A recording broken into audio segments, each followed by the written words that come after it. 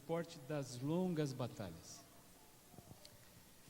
De fato, a história registra um jogo de beisebol que durou 8 horas. Foram necessários 2 dias, 25 innings, e o Chicago White Sox derrotou o Milwaukee Brewers por 7-6. Mas ainda assim, a parte mais emocionante do beisebol dura apenas uma fração de segundo. 37 centésimos de segundo. É menos do que o tempo que você precisa para piscar os olhos. Nessa fração de segundo, uma bola como essa sai da mão do arremessador, acelera a 150 km por hora, para encontrar um de 2 destinos mais prováveis.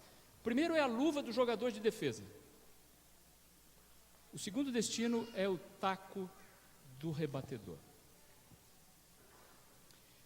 Para ser um atleta bem-sucedido no beisebol, é necessária uma combinação rara, que começa com coragem. Lembre-se que você vai ter um torpedo, mais ou menos como esse aqui, passando a 150 km por hora, a centímetros dos teus braços. Além disso, é necessário velocidade. Você precisa correr um bocado. Na verdade, ganha-se um jogo de beisebol com corridas. Em terceiro lugar, é necessário agilidade. Alguns movimentos do beisebol são mais difíceis do que os movimentos do balé. Por último, é preciso força e resistência. Henry era um garoto tímido que amava beisebol. E se você gosta de beisebol, você tem certeza que a vida sorri para você, de um canto ao outro da boca, quando você recebe um convite para jogar pelo New York Yankees, o mais famoso de todos os times de beisebol do planeta. Aconteceu com Henry quando ele tinha 19 anos. E ele recebeu o uniforme de número 4 do Yankees. E a partir daí, por 17 anos, Henry passou a chamar o grande estádio do Yankees, lá no Bronx, em Nova York, de lar. Nesses 17 anos, por 7 vezes consecutivas, Henry fez parte do All-Star Game. É um jogo que acontece no final da temporada, reúne os melhores jogadores do ano. Por 6 vezes, Henry conquistou a World Series, é o principal título do beisebol mundial. Nesses 17 anos, Henry conseguiu 493 home runs. O home run é quando o sujeito acerta uma bola como essa e joga ela para fora do campo de jogo. Henry foi considerado um dos 10 maiores rebatedores de todos os tempos. E hoje ele faz parte do Hall da Fama do beisebol. Ele tinha uma saúde tão invejável que a torcida do Yankees deu a ele um apelido carinhoso. Chamavam ele de Iron Horse. Isso quer dizer mais ou menos cavalo de ferro. Tamanha era a saúde, a vitalidade e a velocidade de Henry. Se você gosta de beisebol, deve estar se perguntando, quem é esse Henry? Permita que eu ajude você. Os amigos o chamavam de Lou, a imprensa o chamava de Gehrig. O nome de batismo que ele recebeu era Henry Louis Gehrig. A Bíblia também conta a história de uma família para quem a vida sorriu. Venha comigo no Evangelho de Lucas, começa no capítulo 10, nós vamos ler o verso 38 e o verso 39. Lucas é o terceiro evangelho, o primeiro livro do Novo Testamento é Mateus, o segundo é Marcos, o terceiro é Lucas. Lucas capítulo 10, verso 38 e 39, e ali nós encontramos a história de uma família para quem a vida sorria de maneira extraordinária. Eu leio sempre de acordo com a nova tradução da linguagem de hoje, E a minha Bíblia diz assim: Jesus e os seus discípulos continuaram sua viagem e chegaram a um povoado. Ali uma mulher chamada Marta o recebeu na casa dela. Maria, sua irmã, sentou-se aos pés do Senhor e ficou ouvindo o que ele ensinava. Lucas não menciona esse detalhe, mas esse povoado tinha nome, chamava-se Betânia. Era mais ou menos uns 3 quilômetros de Jerusalém. E em Betânia vivia uma família próspera, feliz e muito bem relacionada com a sociedade de Jerusalém. Essa família tinha uma casa confortável. E a senhora White diz que nessa ocasião, pela primeira vez, Jesus estava em Betânia. Jesus e os discípulos tinham feito a viagem a pé desde Jericó. Eles tinham andado pelo menos uns 70 quilômetros nas estradas poeirentas. E quando eles chegam em Betânia, Marta, a líder da família, convida Jesus e os discípulos para ficarem hospedados na casa dela. Agora eu pergunto para você o seguinte, olhe para mim. Quanto é que você acha que vale o privilégio de ter Jesus em carne e osso, sentado no sofá da sala? Você consegue colocar isso em números? Essa foi a primeira de uma série de muitas vezes que Jesus frequentou o lar da família de Betânia. E ali Jesus tinha momentos de paz e tranquilidade. Ali ele estava entre amigos, Jesus podia relaxar. Ali as pessoas gostavam de ouvi-lo, mas ninguém gostava tanto de ouvir Jesus quanto Maria. Meu amigo, quando Jesus vem em pessoa, sentar na cabeceira da mesa da sala de jantar, tenha certeza de uma coisa: a vida está sorrindo para você. Mas chegou o dia em que a vida deixou de sorrir para Lu.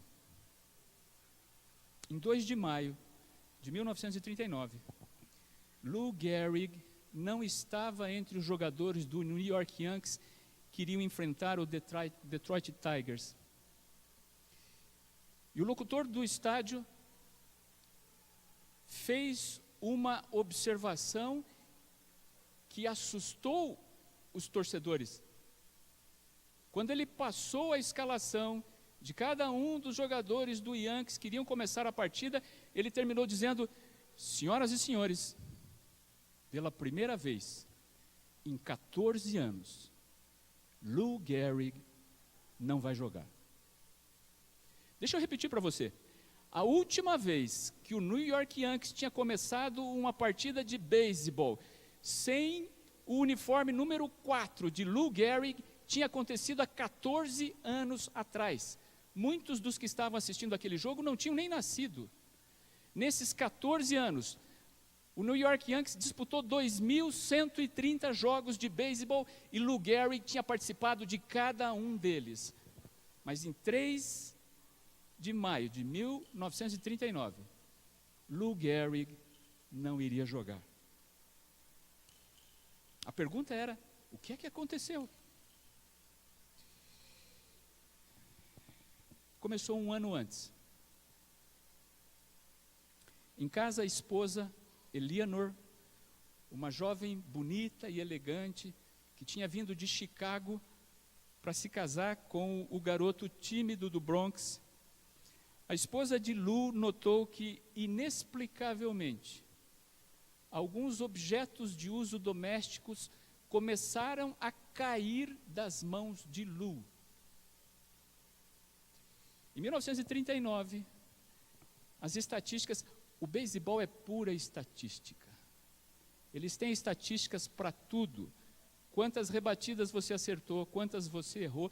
De fato, Lou Gehrig era um jogador excepcional, um bom rebatedor no beisebol, aliás, um rebatedor extraordinário do beisebol. Rebate mais ou menos 3 em cada 10 vezes. Lu rebatia 3,4 em cada 10, ou de cada 100 arremessos, 34. Isso é excepcional. Mas as estatísticas de Lu em 1939 começaram a declinar dramaticamente. No dia 2 de maio, portanto, pouco mais de um mês antes, Lou Gehrig tinha disputado um jogo contra o Washington Senators e ele não tinha conseguido uma única rebatida em toda a partida. É por isso que em 2 de maio de 1939, Lou procurou o técnico do Yankees e disse: eu não estou em condições de jogar, eu sou um peso, por favor, coloque alguém no meu lugar.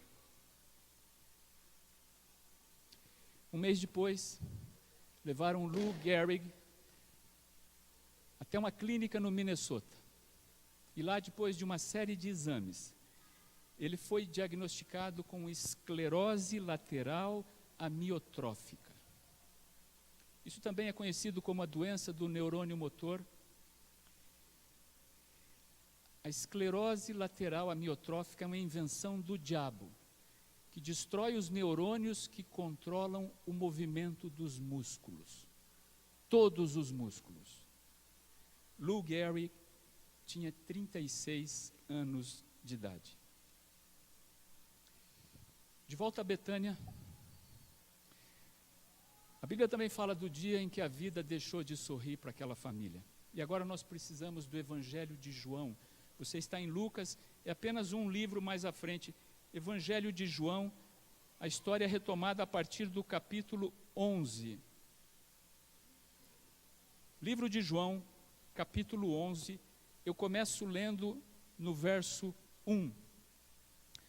Um homem chamado Lázaro estava doente. Ele era do povoado de Betânia, onde Maria e sua irmã Marta moravam. O Lázaro de Betânia aparece 11 vezes na Bíblia. As 11 vezes no livro de João. O nome Lázaro vem do grego Lázaros, que por sua vez é uma corruptela do nome hebraico El-Azar, que significa Deus me ajudou. A história continua no verso 3. As duas irmãs mandaram dizer a Jesus: Senhor, o seu querido amigo Lázaro está doente. Eu queria que você notasse aqui um detalhe que passa desapercebido na maioria das vezes que nós lemos esse texto. Eu vou ler de novo. Verso 3. As duas irmãs mandaram dizer a Jesus: o seu querido amigo Lázaro está doente. Preste atenção no seguinte detalhe: nenhuma das duas chamou Jesus para vir a Betânia. Você sabe por quê? Elas conheciam Jesus. Elas sabiam que Jesus não precisava ir até Betânia para resolver o problema de Lázaro. Jesus podia fazer isso à distância. E elas tinham certeza que não importa como fosse resolvido o problema, Jesus teria uma solução.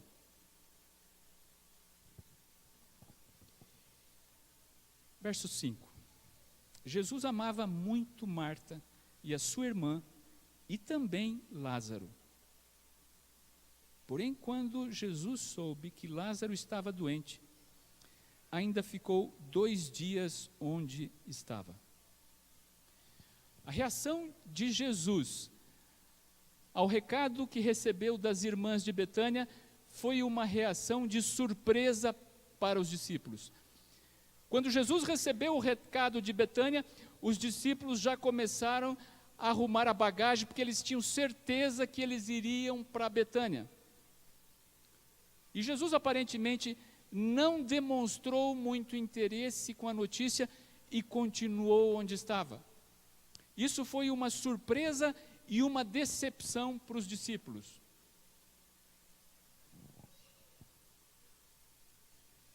De volta ao Bronx, o dia 4 de julho de 1939 foi um dia muito triste.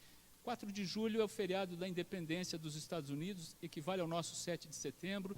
naquele 4 de julho, os Estados Unidos estavam completando 163 anos de independência, mas 4 de julho de 1939 foi um dia triste para o Yankees. O estádio estava abarrotado, as estatísticas dizem que tínhamos 61.808 pagantes no Bronx. Era o dia da despedida de Lou. Antes do jogo começar, uma série de discursos foram feitos, todos eles destacando a importância da carreira extraordinária de Lou Gehrig. E na medida que os discursos se esgotaram, começou-se a escutar um grito que vinha das arquibancadas. Nós queremos Lou, nós queremos Lou, nós queremos Lou. E o Yankee Stadium no Bronx começou a vibrar, nós queremos Lou. E Lou Gehrig, o menino tímido, que tinha horror a discursos públicos, a contragosto, chega até o microfone. O que aconteceu então é considerado pelos americanos como sendo o maior discurso de um atleta profissional em todos os tempos. Preste atenção no que Lou Gehrig disse naquela ocasião. Hoje, eu sou o mais afortunado entre todos os homens da terra. Uau! Nós estamos falando de alguém que estava com um diagnóstico de esclerose lateral amiotrófica, uma doença incurável e letal. Hoje eu sou o mais afortunado entre todos os homens da terra. E ele continua dizendo, ao longo de 17 anos eu recebi muito carinho dos fãs.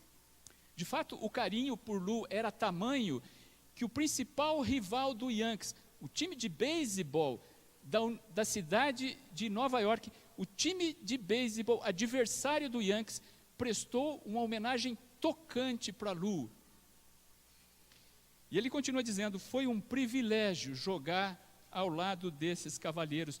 E ao lado de Lou estavam alguns dos maiores nomes da história do beisebol. Errol Combs, Mark Koenig, Bob Meusel, Tony Lazzeri e Babe Ruth. Para muitos, Babe Ruth é o maior jogador de beisebol de todos os tempos. E agora o discurso de Lou toma um destino surpreendente. Vejam o que ele disse. Quem tem uma sogra, você já imaginou alguém falar da sogra numa situação como essa? Quem tem uma sogra como a minha, capaz de contrariar as vontades da própria filha, apenas para agradar o genro, tem algo especial. Quem tem pais como os meus, capazes de sacrificar uma vida inteira apenas pelo amor e educação aos filhos, tem algo maravilhoso. Mas quem tem uma esposa como a minha, Eleonor, capaz de demonstrar mais força e coragem que eu jamais fui capaz de imaginar pudesse existir, então tem algo extraordinário. E é por isso que eu sou o homem mais afortunado de toda a terra. Quando Henry sentou no bullpen do Yankees naquele dia, foi para nunca mais nenhum jogador de beisebol vestir o uniforme número 4 do New York Yankees. É a primeira vez que isso aconteceu na história do beisebol. Os americanos têm esse hábito, quando você tem um jogador que realmente é excepcional e ele para de jogar, muitos clubes do beisebol, do basquete profissional e de outras tantas modalidades aposentam o uniforme. O primeiro a receber essa homenagem foi Lou Gehrig. Nunca mais ninguém vestiu o uniforme número 4 dos Yankees. Quando Lou terminou de falar, o Bronx estava literalmente emocionado.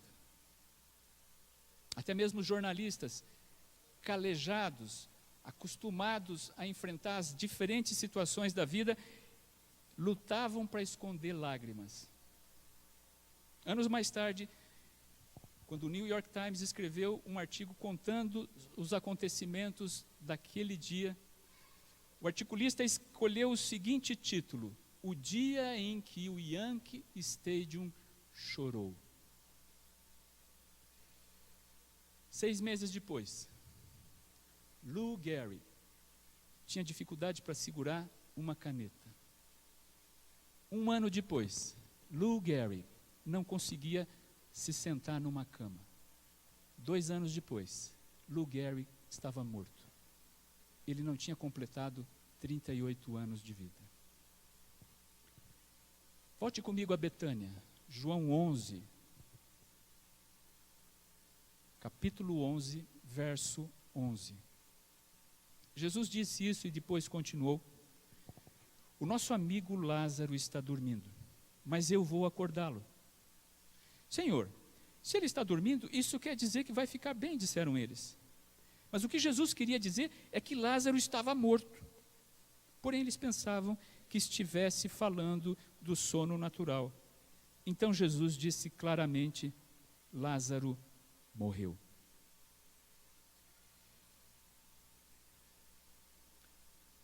A tradição cristã prega que as pessoas boas, quando morrem, vão para o céu. As pessoas ruins, quando morrem, vão para o inferno. Aqui quem está falando é o Deus de toda a glória. E ele diz o seguinte: o meu amigo Lázaro está dormindo. Lázaro era amigo de Jesus. Lendo o resto da história, você sabe que Lázaro estava clinicamente morto. O atestado de óbito já tinha sido emitido, ele já tinha sido sepultado. De acordo com o que nós acreditamos, Lázaro já tinha deixado esse mundo. E muitos acham que Lázaro, por ser um grande amigo de Jesus, certamente estava no céu. O curioso desse texto é que Jesus claramente apresenta o estado dos mortos, ou aquilo que acontece quando alguém morre. Claramente Jesus apresenta aqui como sendo um estado de inconsciência, semelhante ao sono de alguém que dorme tranquilo. E agora então, nós voltamos a Betânia no verso 17, João 11, 17. Quando Jesus chegou lá, já fazia 4 dias que Lázaro tinha sido sepultado. Eu disse a você que Marta era a líder da família. Olha o que acontece no verso 20. Quando soube que Jesus estava chegando a Betânia, Marta foi encontrar-se com ele. Porém Maria ficou sentada em casa. E então Marta disse a Jesus: se o Senhor estivesse aqui, o meu irmão não teria morrido. Uma leitura assodada desse verso passa a ideia de que Marta estaria criticando Jesus. Não. Marta estava apenas constatando um fato. Se o Senhor estivesse aqui,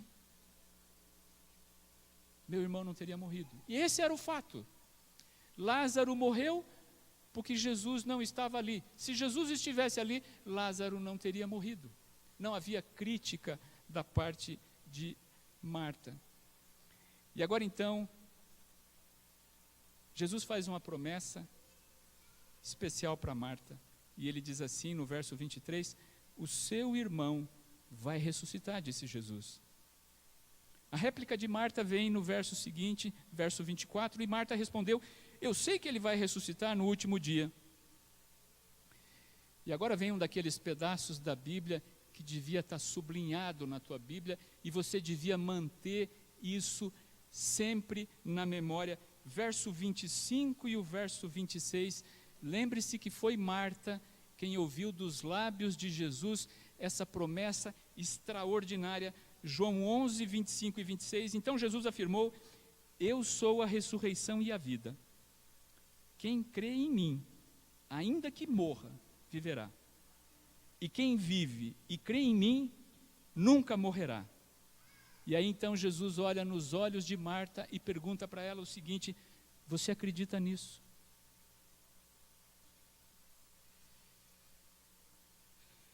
verso 32. Maria chegou ao lugar onde estava Jesus. E logo que o viu, caiu aos pés dele e disse: se o Senhor tivesse estado aqui, o meu irmão não teria morrido.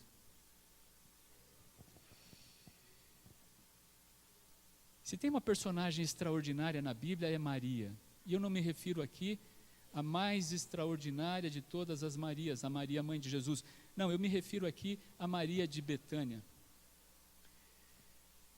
A Bíblia menciona ela várias vezes. E preste atenção no que eu vou te dizer aqui. Em todas as vezes que Maria é mencionada, ela está aos pés de Jesus. Uau! Ela está aos pés de Jesus. Lembre-se que é essa Maria a primeira a pregar a mensagem que te traz a essa igreja nessa manhã. Se você está aqui, é porque você está entre aqueles que acreditam que Jesus ressuscitou. A primeira pessoa a pregar a mensagem de um Jesus ressurreto foi a Maria de Betânia.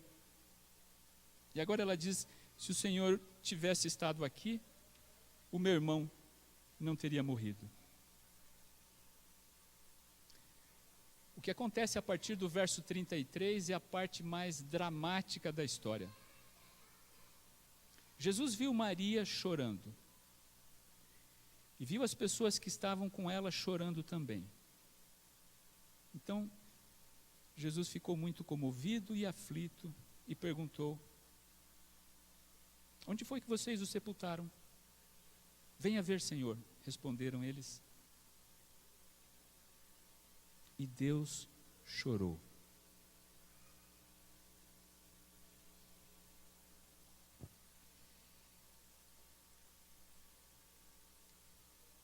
Se tem uma coisa que não combina com a face de Deus, são lágrimas. Mas aquele não era um dia de alegrias. Aquele era um dia de tristeza. E foi por isso que Jesus, o Deus conosco, chorou. Mas acredite, não foi por causa de Lázaro que Jesus chorou. Não. Jesus sabia o que iria acontecer com Lázaro. O que fez Deus chorar naquele dia em Betânia foi o tamanho da tragédia humana. Olhando através do tempo, em relação ao passado, Jesus viu Eva segurando no colo o corpo inerte de Abel. Jesus viu também Babilônia destruindo Jerusalém e assassinando uma geração inteira de judeus. Olhando para o presente, Jesus viu céticos que o rodeavam e que, mesmo estando para contemplar o maior milagre da história, jamais iriam aceitar Jesus como Salvador pessoal. Mas não foi só isso que fez Jesus chorar. Ele olhou para o futuro e viu entre aqueles que iriam presenciar a ressurreição de Lázaro, viu muitos que, apenas semanas na frente, iriam gritar a plenos pulmões: crucifica-o. Jesus olhou 37 anos no futuro e viu os exércitos de Roma destruindo Jerusalém pela segunda vez e arrasando 2 milhões de judeus. Jesus olhou mais uns 100 anos no futuro e viu o martírio de Policarpo, o martírio de Hus, viu o massacre onde milhares de valdenses foram trucidados no Piemonte. E foi aí que ele viu também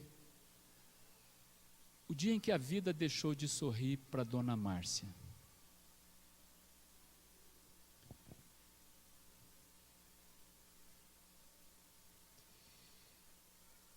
A Dona Márcia é uma amiga da nossa comunidade. Ela já esteve aqui entre nós, sentada onde você está. A dona Márcia tem uma família extraordinária. Ela é casada com o Carlos, ela tem 2 filhos, o Marcelo, a Vitória, eles estão em idades universitárias. E tudo ia bem para a dona Márcia até sexta-feira da semana passada. Ela estava chegando em Florianópolis, dentro de um carro. Junto com ela estava o filho e a irmã. E no meio de um desses muitos temporais que assolam os verões do Brasil, a estrutura que sustenta uma das placas de sinalização da BR-101 desabou em cima do carro da dona Márcia, literalmente esmagando o carro. O Corpo de Bombeiros precisou serrar o carro ao meio para tirar a dona Márcia de dentro do que sobrou. Ela sobreviveu ao acidente. Eu conversei com ela essa semana e ela me disse exatamente o que eu vou contar para você. Eu não sabia o que estava acontecendo. Tudo o que eu senti foi muita dor. E eu sabia que algo sério tinha acontecido. O que me deu conforto, diz ela para mim, foi ver que a minha irmã e o meu filho conseguiram sair de dentro do carro. E enquanto eu esperava pelo Corpo de Bombeiros, ela me disse bem assim: eu juro para você, isso me deixou feliz, sabendo que o pior do acidente tinha ficado para ela. O Corpo de Bombeiros levou a dona Márcia para um hospital em Florianópolis. Lá ela passou por uma série de cirurgias.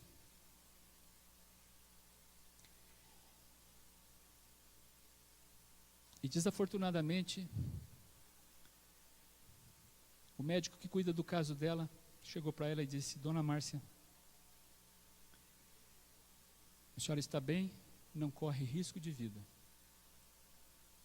Mas infelizmente a senhora perdeu os movimentos da cintura para baixo.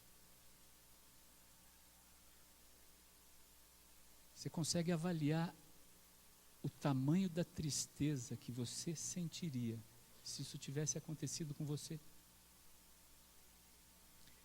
É por isso que eu quero pedir para você que coloque o caso da dona Márcia nas tuas orações. Acredite, é gente da melhor qualidade. Se você conhecesse ela, iria gostar muito dela e da família que ela tem. Eu não sei quanto a medicina pode fazer para ajudá-la. Agora eu sei de alguém que pode fazer tudo que a medicina não é capaz. Peça a Deus, insista com Deus, para que a dona Márcia volte a andar. Eu quero ver a dona Márcia descendo por essas escadas, como ela fez tantas vezes, para participar de novo de um culto como esse. De volta a Betânia,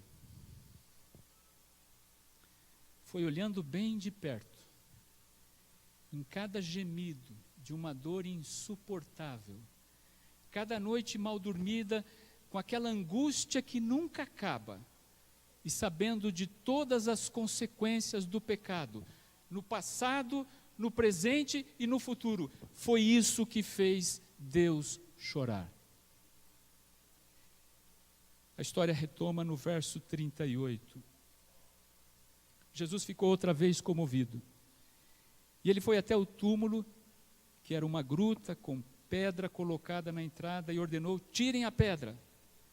Marta, a irmã do morto, disse: Senhor, não faça isso, já está cheirando mal, já faz 4 dias que foi sepultado.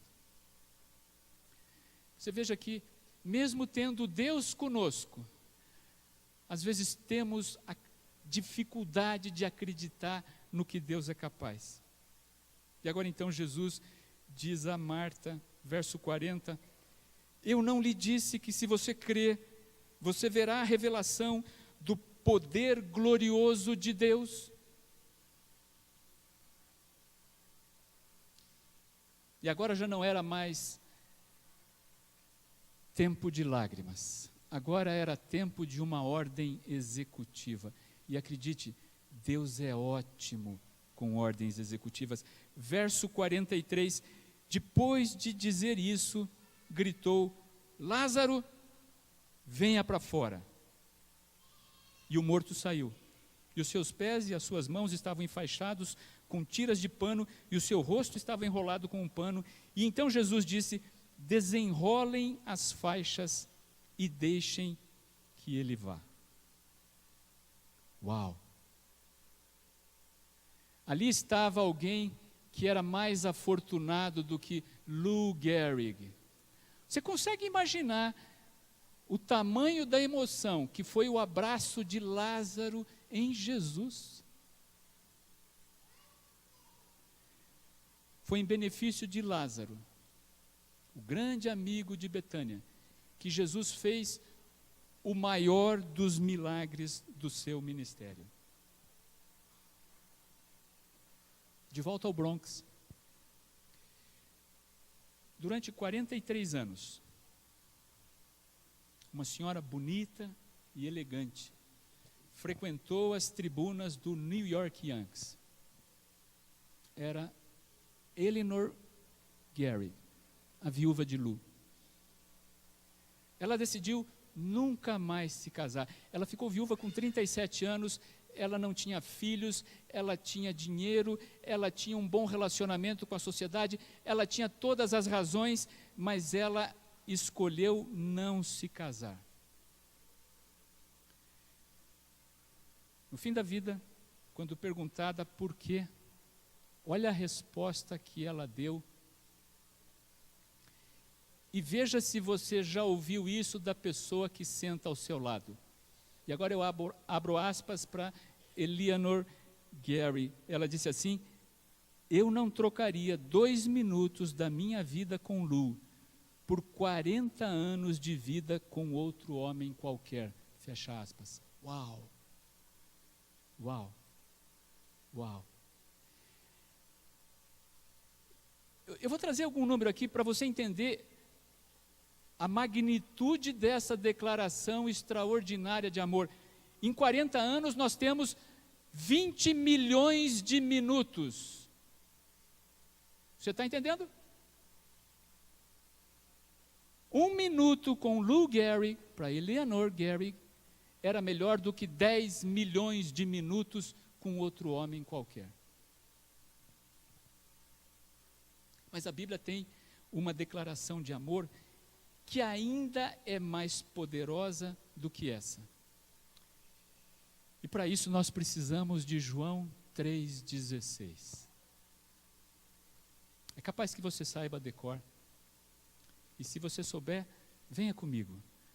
Porque Deus amou o mundo de tal maneira que deu o seu Filho unigênito, para que todo aquele que nele crê não pereça, mas tenha a vida eterna.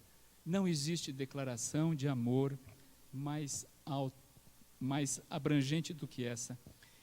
E eu quero fazer para você uma tradução ainda mais literal desse texto. Olha só. Porque Deus amou você de tal maneira que preferiu a cruz ao invés de ficar sem você no trono de toda a glória. Para não perder você, Deus escolheu entregar a própria vida. É por isso, meu amigo, que João 11, 25 e 26 foram escritos para você.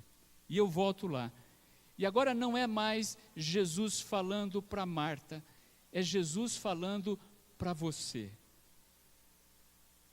E ele diz assim: eu sou a ressurreição e a vida.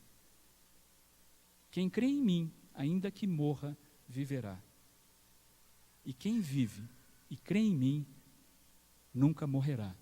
E Jesus termina perguntando: você acredita nisso? Deixa eu lhe dizer uma coisa. Se você acredita no que Jesus acabou de dizer, esqueça Lou Gehrig. Se você acredita no que Jesus acabou de dizer, esqueça a história de Lázaro. Sabe por quê? Se você acredita no que Jesus acabou de dizer, você é a mais afortunada das pessoas na face da terra. Feche os olhos, vamos orar. Senhor Deus, muito obrigado porque, de uma forma que nós não sabemos explicar, o Senhor tem cuidado de nós. Obrigado também, Senhor, porque o Senhor tem nos dado paz, tranquilidade e um ambiente tão agradável para te oferecer cultos de gratidão como esse. Mas o Senhor sabe, Senhor, que nem todos nós entendemos o que aconteceu nas nossas vidas. Muitos de nós aqui têm feridas ainda abertas que se recusam a cicatrizar. O Senhor não nos prometeu que não teríamos problemas, o Senhor não nos prometeu que não teríamos dificuldade, mas uma coisa o Senhor prometeu, que teríamos paz. Eu te peço que o Senhor inunde o coração das famílias que aqui estão com paz. O Senhor sabe que como igreja, como comunidade, como família, estamos orando pela Dona Márcia. Nós gostamos muito dela. Nós não sabemos por que aconteceu o acidente da semana passada, mas nós sabemos que o Senhor pode todas as coisas e humildemente te pedimos que o Senhor faça com que a Dona Márcia volte a andar.